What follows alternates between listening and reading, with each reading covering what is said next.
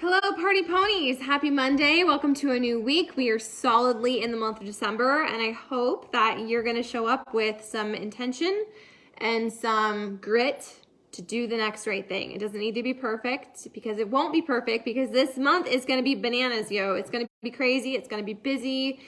It's going to feel selfish on some of the days to show up, but I want you to hear my voice in your head. It's not selfish to show up. It is selfish for you to instead overwork and get overwhelmed and be a terror in your house instead of just doing the stuff you know you need to do. You know what I mean? I do that where I don't take care of me and then my head spins around in my body and I freak out at my family. And it could all be resolved by me just doing the thing I am wanting to do, saying I need to do, and feeling all this pressure to do. So do it imperfectly, show up to it, and count your wins, okay? I want to talk about this. So I signed up for, you guys, if you're looking for a great podcast, especially if you're a coach, I love the Kristen Boss. I don't know what the name of her podcast is. Is it the Kristen Boss?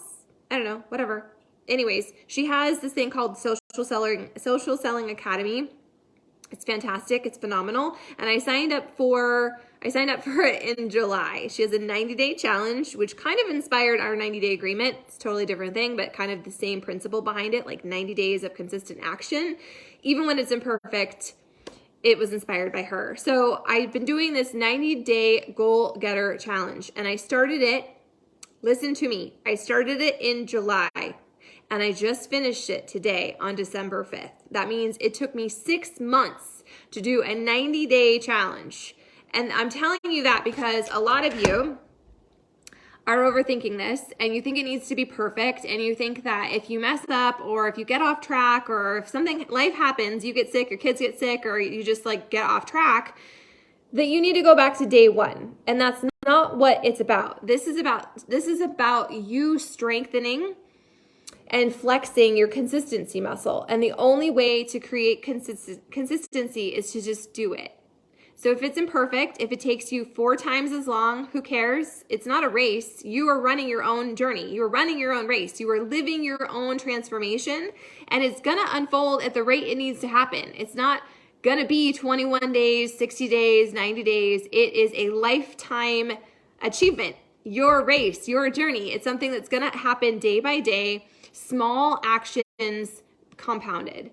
And those small actions, sometimes it's really easy to talk ourselves out of. So it can go both ways, right? It can be little things where you're like, it really doesn't make that big of a difference if I show up today. It doesn't really matter if I eat the extra Snickers bar. No one's going to know if I don't drink my water. Those little slippery decisions compound and they snowball and they create more distance between you and that version of yourself that you say you want to be. On the flip side of that, those teeny tiny things that seem like they don't matter, having a little extra veggies with your dinner or drinking extra water or getting extra rest or pushing play for 5 minutes instead of 0 minutes, those things also compound. Will it change your entire life? Not necessarily right away, but if you allow them to compound, it's easier to keep showing up.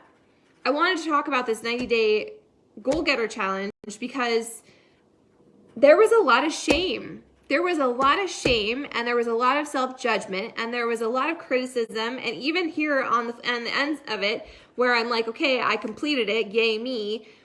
I'm so quick to count and collect all the ways it wasn't enough. And I didn't collect enough proof. I didn't have enough results. I didn't have enough of a transformation to make this worth it or a success.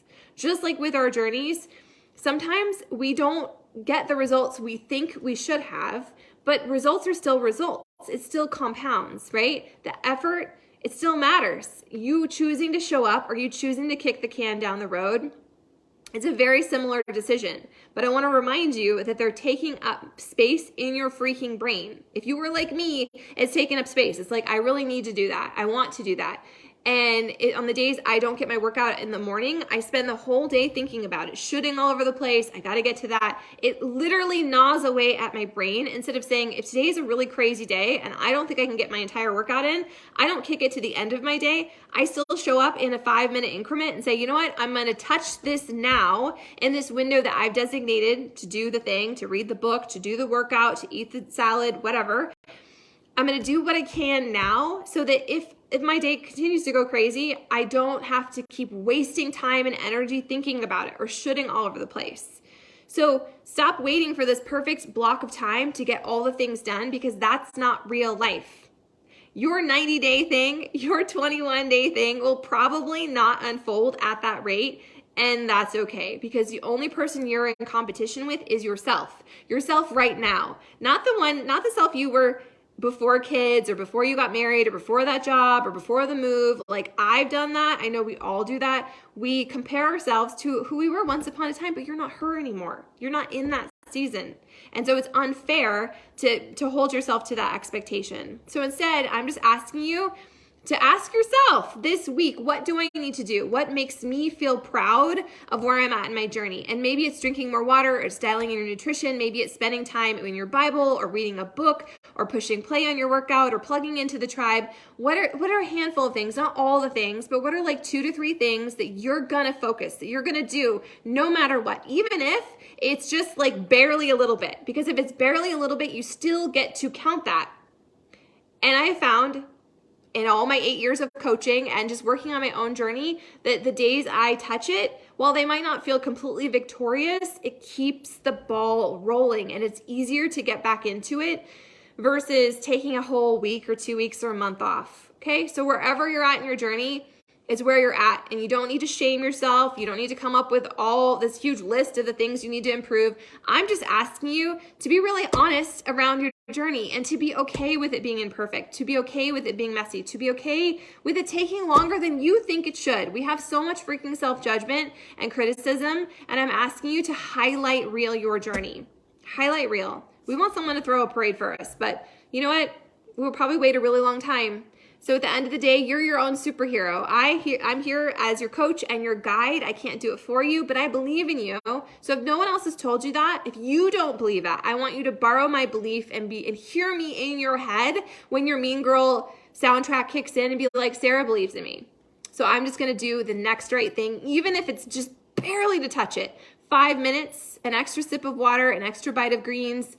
Hear me in your head. I believe in you. If I can do this imperfectly, if my freaking 90-day thing took me 6 months and I'm kind of proud, I'm not gonna lie. I still have judgment around it. I'm still a work in progress just alongside you guys. But, you know, nobody can do it for us. Nobody can do it for us. And the only way that you can get more consistent, the only way you can get more confident, the only way you can build your belief is by doing the thing on all the days, okay? So if it's a messy week, I still want you to show up. Do the pelvic floor challenge. Don't say, well, I don't know if I'll have time. Make time, yo. You lay in your bed, you take a shower, you sit on the couch, you drive your car. You can do something today. Allow the little somethings to compound and be proud of it, okay? So something that helps me is I set an alarm in my phone. Otherwise, I will just kick the can down the road. It's about creating the habit and finding a space in your day, even if it has to move around, but just finding a pocket of time where I can devote 2 minutes to this. I can devote 5 minutes to this. Is it perfect? No. But if we wait around for life to be perfect, we're going to wait a very, very, very long time, right? Right. So cheers to being imperfect. I was a little distracted when I grabbed my water. As you can see, there's 2 straws. I almost made more energized, but then I was like, you don't need any more energized. You've already had a cup of coffee. You just need to sit your butt down and do the stuff you need to do, okay? So today I have journaled. I've done my pelvic floor challenge. Yay me. I'm going to share my workout accountability in here. And then I'm just gonna just check off the things on my to-do list. So wherever you're at today, I want you to know I believe in you. You're perfectly capable to do this, of doing this, right? Just do the next right thing, okay? Okay, I'm gonna be in my inbox here in the next 10 minutes. So if you need something, meet me there. Otherwise, do the thing and be super proud of your effort, because a teeny tiny little bit of effort is still better than 0 effort.